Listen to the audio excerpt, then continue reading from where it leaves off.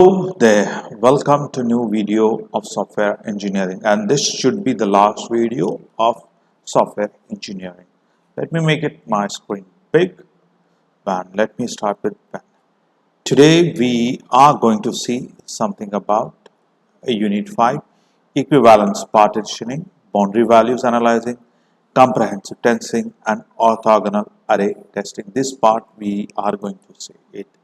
We have already seen black box testings. We have already seen white box testings. That is internal part. I'm just revising my previous videos. Then we are going to see black box. In that also what we have done it. What is black box? Input and output. Input to output behavior of the systems. And we have already seen graph based. Correct? In our previous video. In this videos what we are going to see? Equivalence testing, boundary values, comprehensive and array testing.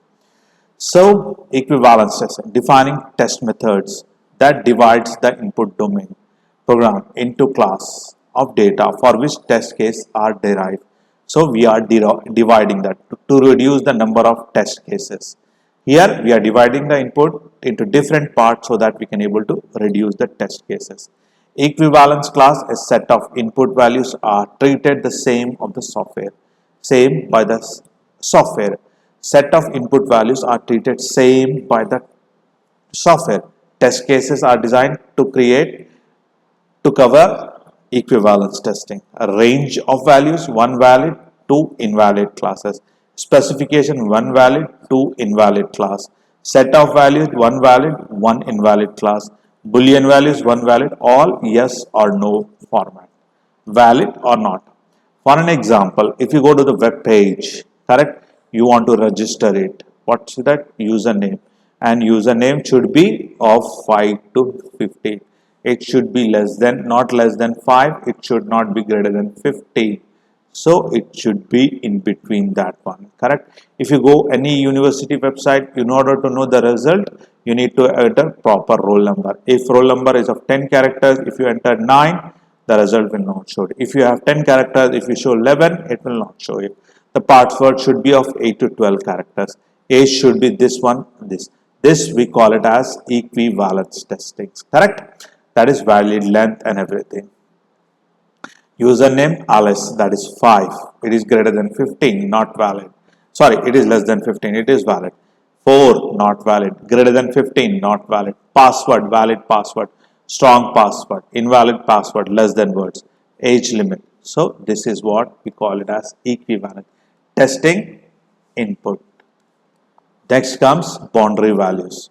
What do you mean by boundary values? Boundary values BVA is a test case that technically designed technique focus on boundaries input values where most likely error occur. Error happen at the edges.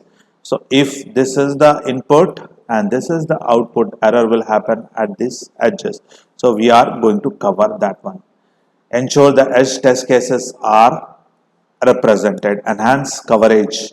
Reduce number of test cases. Correct? So if the input condition specify range boundaries by value A and B, test case will be designed with the value A and B always the value just above or just below A. If I start with 8 to 15, just below will be 7, just above will be 13. So I have to take 17 and 30. This is the input condition specified number of values and apply output condition based on that one. So for an example, detailed example of part 1, we have got a input data of 100. So what we divided into equivalence partition. First part is this one. 125 into 4 part. 1 part, 2 part, 3 part, now 4 part. If I give the test cases 13, it comes here, 38 will comes up, 64 comes up, 89. 89 will come up. If I give 16 will come up here. If I give 37 will come up here. If I give 64 or 68 will come up here. So each one. Now apply BVC boundary values. So if I have got 1 to 10, boundary values 1 and 10 should also be tested. If I have 8 and 10, I should test 10 as well as 10. Just below 0 to 99. So I can test for 7, I can test for 11. So I am testing the boundary values 11. I am also testing the just up below and just above this one. Test cases 1, 100, 0, 2, 99, 101. Understood? This is what boundary values evaluation. And comprehensive testing. Comprehensive testing ensure that software reliability is being checked. Use a system where reliability of the software is most critical. Separate engineers are being used to independent version. Develop independent version of application for same specification.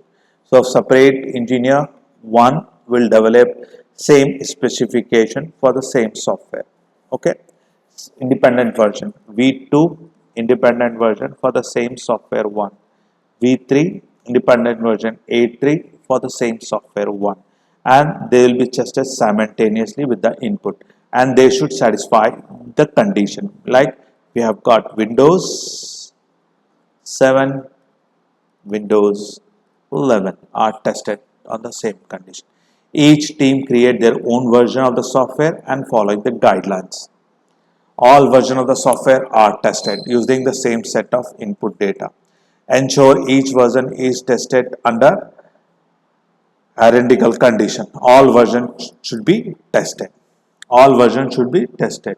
Ensure reliability and consistency is critical of the system.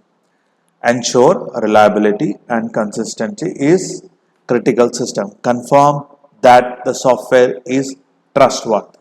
Confirm that software is trustworthy and independent. Example, three chefs given the same receipt to bake a cake. After baking, the test of each case to see if they are same. So three chef is given the same receipt for the test check cake, and they are checked simultaneously. If we do receive the reliable, if we do the reliable,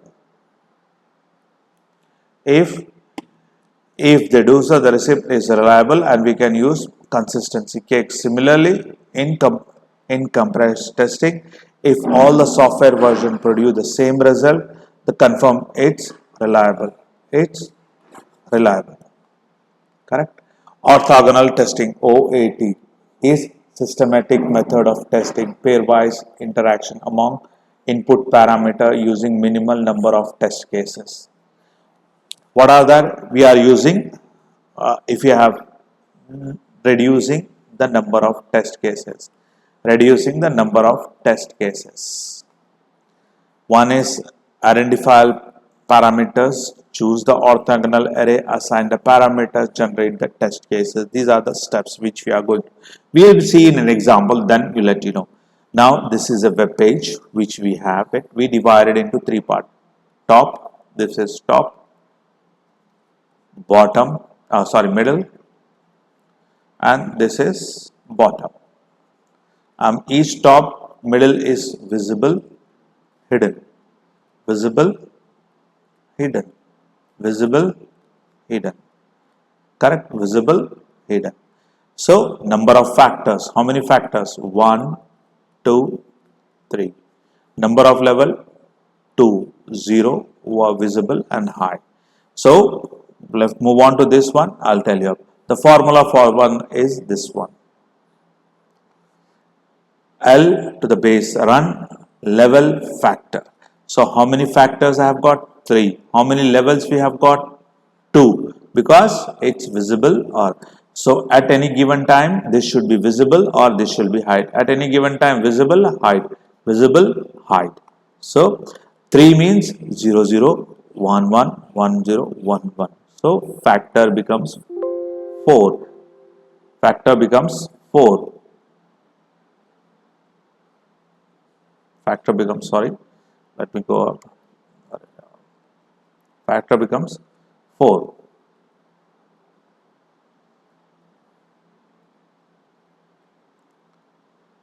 Factor becomes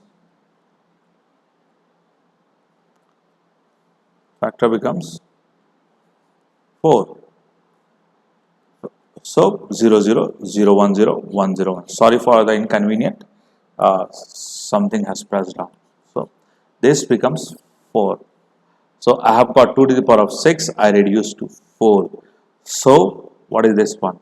Now a naught. This is the example of this one.